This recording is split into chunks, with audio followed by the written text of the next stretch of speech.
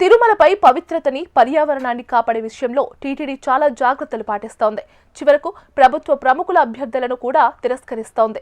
తిరుమలలో పంచాయతీరాజ్, రెవెన్యూ శాఖలకు అతిథి గృహాల నిర్మాణానికి భూమి కేటాయించాలని కోరుతూ డిప్యూటీ సీఎం పవన్ కళ్యాణ్, మంత్రి అనగాని సత్యప్రసాద్ చేసిన అభ్యర్థనలను టీటీడీ తిరస్కరించింది.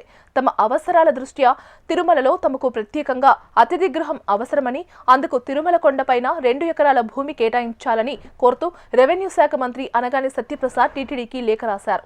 అలాగే పంచాయతీరాజ్ భవన్ పేరుతో అతిథి గృహం నిర్మించుకోవడానికి తిరుమలలో స్థలం కేటాయించాలని డిప్యూటీ సీఎం పవన్ కళ్యాణ్ కార్యాలయం నుంచి కూడా టీటీడీకి లేఖ వెళ్లింది. ఈ నెల 16న జరిగిన టీటీడీ పాలక మండలి సమావేశంలో ఈ 2 లేఖలపై చర్చించారు. కొండపైన భూమి లభ్యత పరిమితంగా ఉన్నందున కొంతకాలం నుంచి కొత్త నిర్మాణాలపై నిషేధం ఉంది. ఈ విషయంలో హైకోర్టు కూడా పలు పరిమితులు విధించింది.